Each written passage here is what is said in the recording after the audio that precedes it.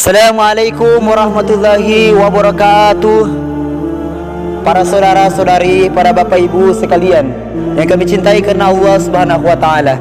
Hadirnya kami di daerah bapak ibu sekalian, seraya berharap masih ada bentuk rasa kemanusiaan kita, masih ada bentuk rasa kepedulian kita ketika mendengar tentang cerita anak-anak Palestina yang mereka dibantai, dijajah oleh Zionis Israel laknatullah alaih.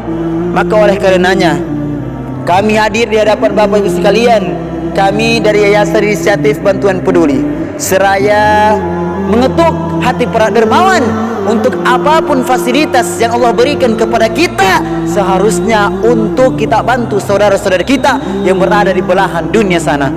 Mereka butuh tangan-tangan para dermawan, mereka butuh kepedulian dari orang-orang yang ketika diberikan nikmat berupa harta, namun nikmat tersebut dia gunakan untuk membantu saudaranya manakala ketika ditimpa suatu musibah.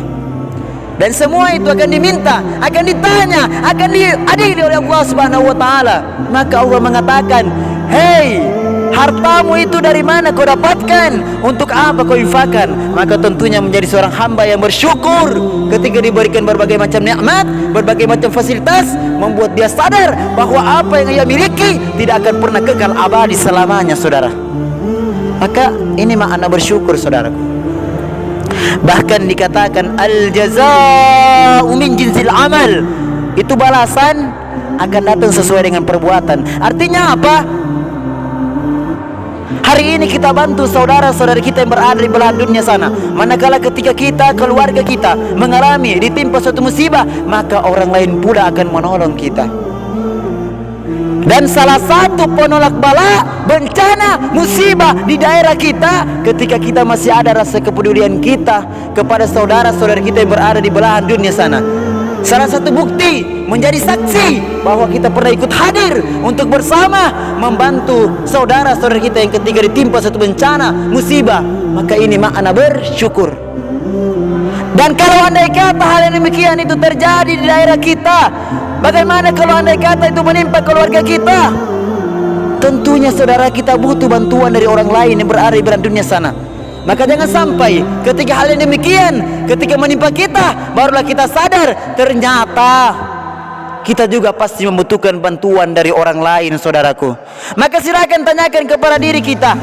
Jangan sampai ketika kita diberikan nikmat berupa harta sehingga membuat kita semakin jauh, semakin lupa bahwasanya seperti si Korun dikisahkan dengan sombongnya, dengan angkuhnya, sehingga ia ketika keluar kepada kaumnya, maka ia mengatakan, "Oh, ini kan karena hasil dari jerih payah saya sendiri, ini kan karena kehebatan saya, karena kecerdasan saya."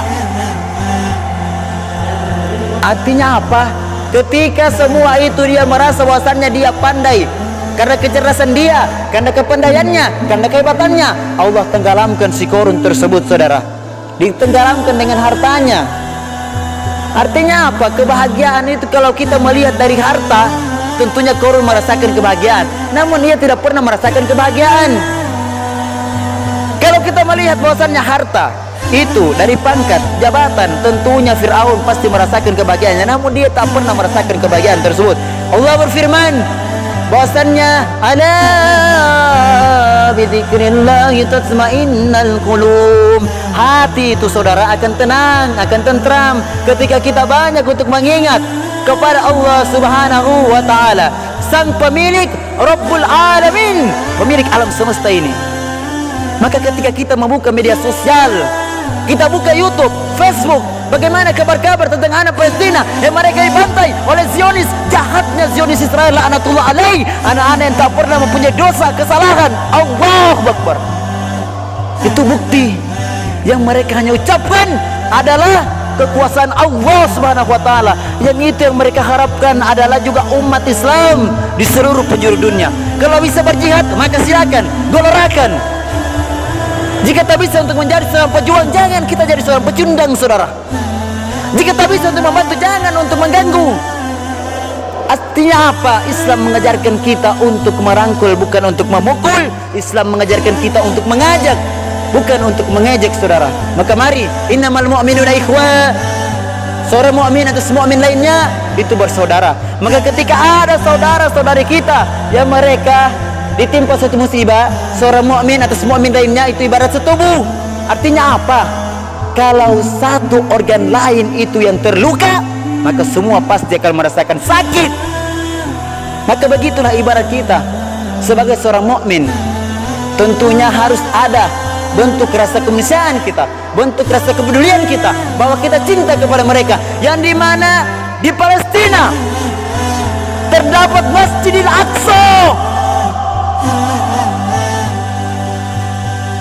tempat pertama kali umat Islam, kiblat pertama kali umat Islam untuk sujud kepada Allah Rabbul Alamin, pemilik alam semesta ini.